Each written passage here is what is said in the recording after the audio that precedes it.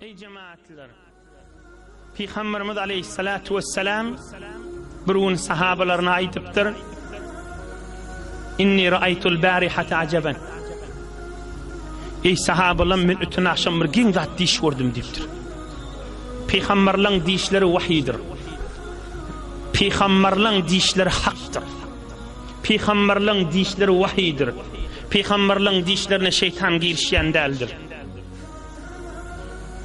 Allah arassalayandır. İnni ra'aytul barihata ajaban.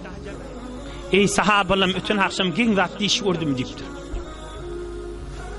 Ra'aytu rajulan min ummati qad ihtawashathu malaikatul adab فجاءه وضوءه فاستنقذه من ذلك. Öz ummatumdan bir adamı gördüm. Ferişteler şoňa azap berjek bolup şörüňeşip duýdular dipdir. Ol adam başardığından dehretiljek edýän adamdy. Şoň dehreti amale salih ki şoň dehret kılması bolsun, feriştelerin öwüne geçip men şol adamyň dehretidirin, muňa azap bermäge jaýyňyz ýokdur diýdi. Ferişteler iýdine gidady diýipdi. Allah'ın ýanyna, ruhumuz Allah'ın ýanyna, insanyň qadasaty, insanyň hormaty, insanyň ferişteligi Allah'ın ýanynaky izzeti ine gör, ol qan görjüňdir. ورأيت رجلا من أمتي يأتي النبيين وهم حلقا. Ey sahabalar, bir giň zat gördüm öten akşam dipdir. Şu dişin içinde. Peygamberler tegelenşip otydylar dipdir. Ama ana Nuh peygamber, Musa peygamber, İsa peygamber, 20-30 peygamber bir daire bolup otydylar. Bir halqa vurup daşnaly otydylar. Näçe peygamber bir daşnaly otydylar. Näçe peygamber bir daşnaly otydylar dipdir. O min ummatynyň biri şu peygamberlerin ýanyna gelýärka teberrük okyp berin. Hak Resulullah'ın mübarek doğduklarından çıkıp sahabalarına aydın keşi.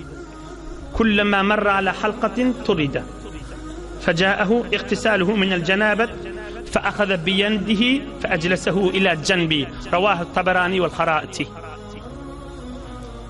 Şu min ummatym peygamberlerin üýşip tegelenşip otururlaryň arasyna gelip oturjak bolýar diýipdir. Bir zat kowp berýär, aralaryna gelip bilmeýär diýipdir. Ol üýşmelege barjak bolýar, bir zat kowp berýär diýipdir. Şeýip kowlup duqa aňyrdan bir amaly geldi. Muň amaly iň haram gelmerdi diýipdir. Gusul meselesini we iň haram gelmek meselesini ýadyňyzda bolsa, ozal bir giýje 45 dagy 50 dagy kamil aýdanlar zep şudesi badyr. Eştin we halkydy eştirin hediýetden paýlan iki dünýäňde abad bolsun. Peygamberimiz aýdýar, şol adam hey peygamberliň üýşmeligine geljek bolýar, emma şon gowýarlar. Emma iň haram gelmellerdirin mennip gusle diye iğni pek gelmelidirinip, iğni ne pek gelmelidirinip gusle diye şon gusli bir amal şu üýşip gelip men elinden tutuyup getirip men ýanjadymda oturtdy we kawulmady diýipdir. Yani Resulullah aleyhisselam'da ýanjadymda turtupdurdy. Yani şu peklik, şu arassalyk, şu iğni ne pek gelmesilik şu dünýede Resulullah'ın mehabbetine yetirýär. Kıyamatda da Resulullah'ın himtayeti olmağa yetirýär diýdigide.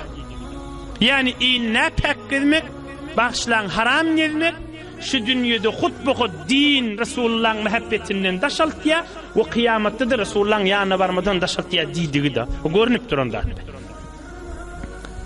Hak Resulullah aleyhissalatu vesselam ummatyna men şi ajip giň diş gördüm diýip aýdan mübarek